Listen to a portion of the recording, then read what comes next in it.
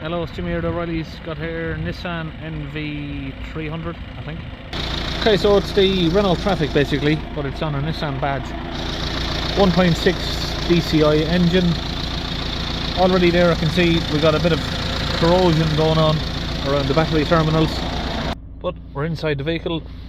This is what the customers come for: check anti-pollution system and engine management light, as well as the service spanner on down there. So basically that's what I'm going to be looking at. Why is the check anti-pollution system light on? So I'm going to use for this the Launch UK Eurotab 3. We're going to do an intelligent scan. It's just nice and quick this way. Do a diagnostic. Automatic search. Confirm yes. We'll do a high-speed scan.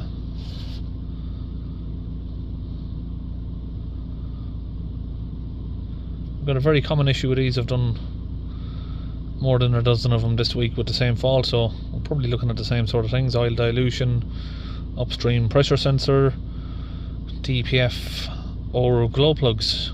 So we've only got one fault in the ECM. Wait until that's finished.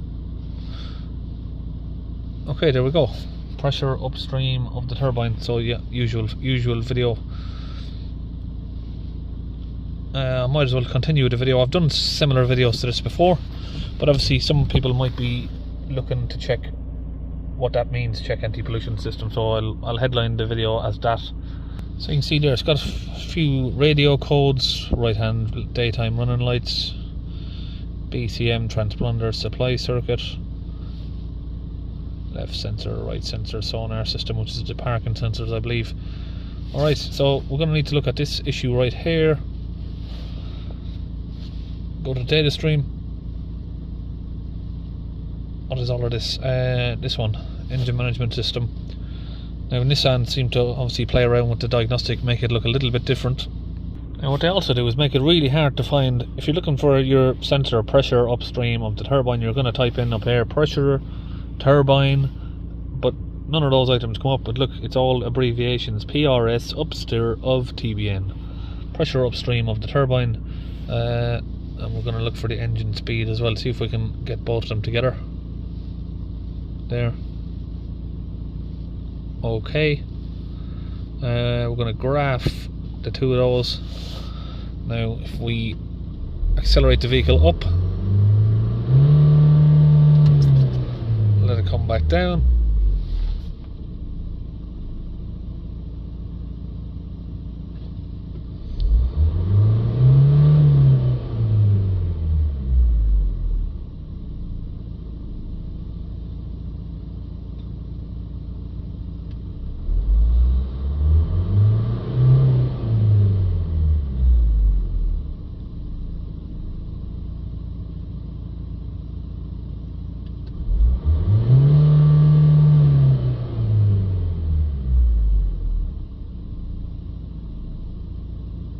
So slight bit of a delay there in the pressure sensor coming down, but not massively. So that check anti-pollution system, it can mean a variation of different faults, but what the fault is here again is this turbo upstream pressure sensor right here, and it's got a little metal pipe on it that comes up from the after the turbo and before the DPF.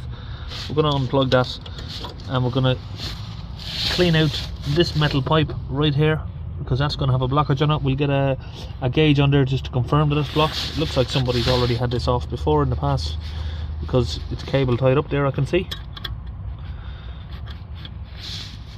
So I'm going to get this clamp removed so we can get the rubber hose off, and then we're going to have access to the metal tube that's behind it, or metal pipe.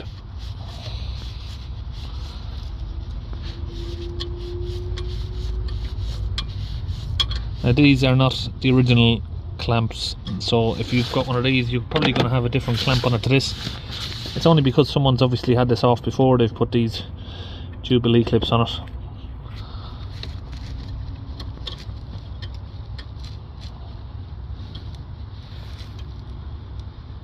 Okay, now I've got that off, we're left with a metal pipe that looks just like that. Now if we connect our gauge up here straight to the hose, or the pipe, sorry, we can see here we have pressure within the hose building up. You can see that it'll slowly drop down. You can see there it's dropping.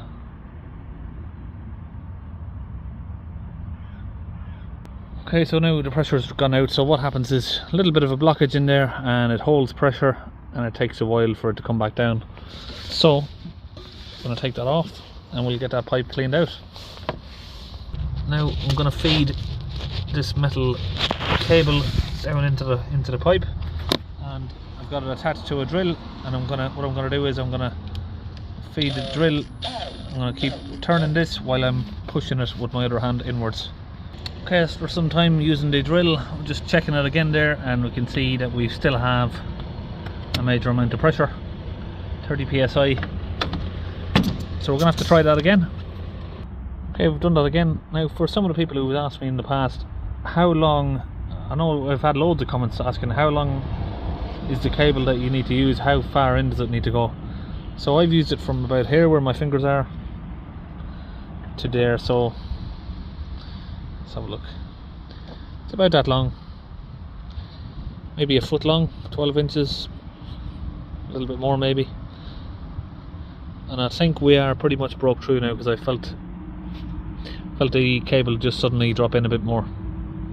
Okay, now we're going to confirm that we have cleared the blockage.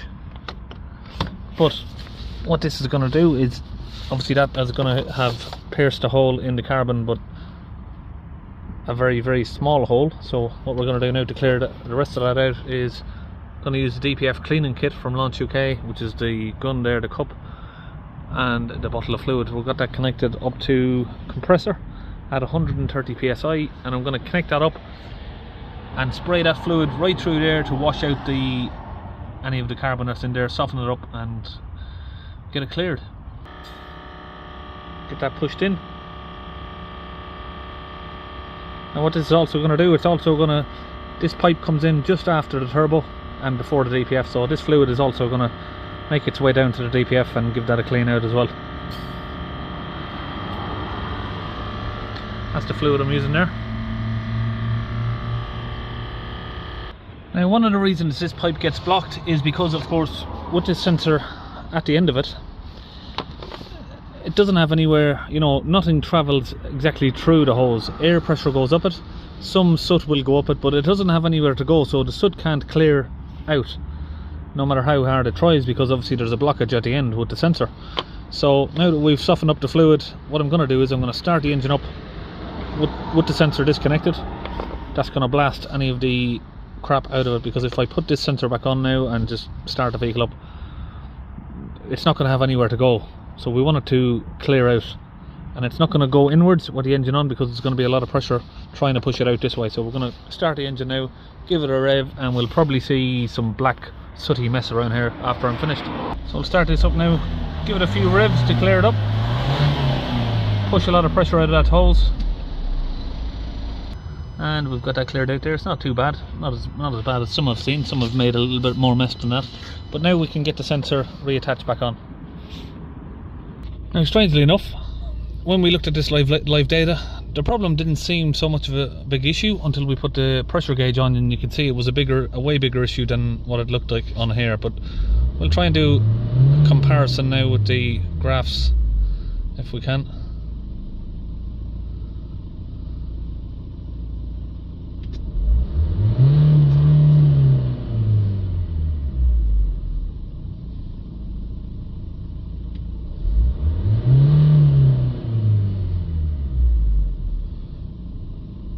Like I said, this one didn't really look too bad at this, looking at the live data here. Usually you'd see a bit of a delay, so this would come down and flatten out, and this would probably be 5 or 10 seconds behind it coming down.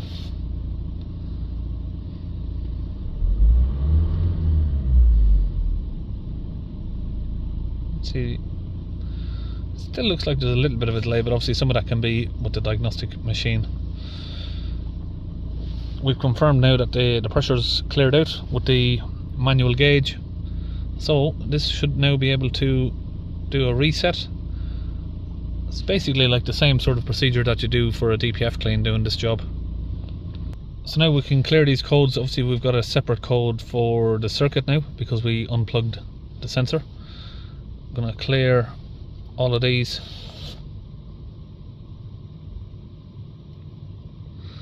What have we got there in the IPDM? Oh, that's the running lights.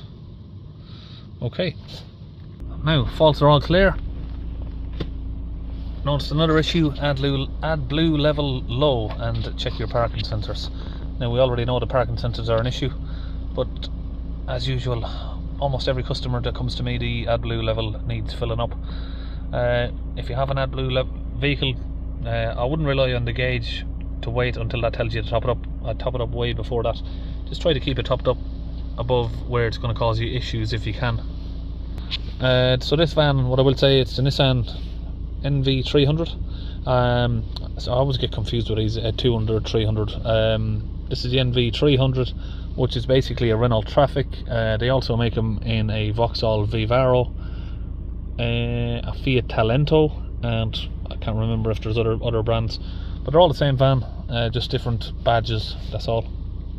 So that's it, we are pretty much all finished. Nissan NV300, and we'll see you on our next video. I hope that just, obviously if someone's looking for why they've got that message on the dashboard, I know I've made these videos similar, and if you've already seen them you might not want to watch this one again because it's pretty much the same job, but I know there would be people asking what is that anti-pollution fault, so that's why I'm putting this up, and see you on our next video.